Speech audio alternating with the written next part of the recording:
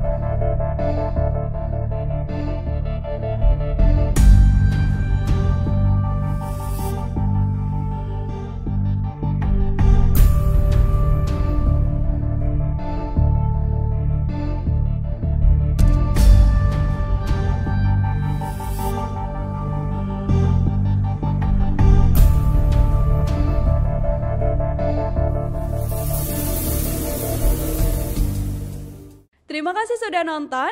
Jangan lupa like, subscribe, dan share ya.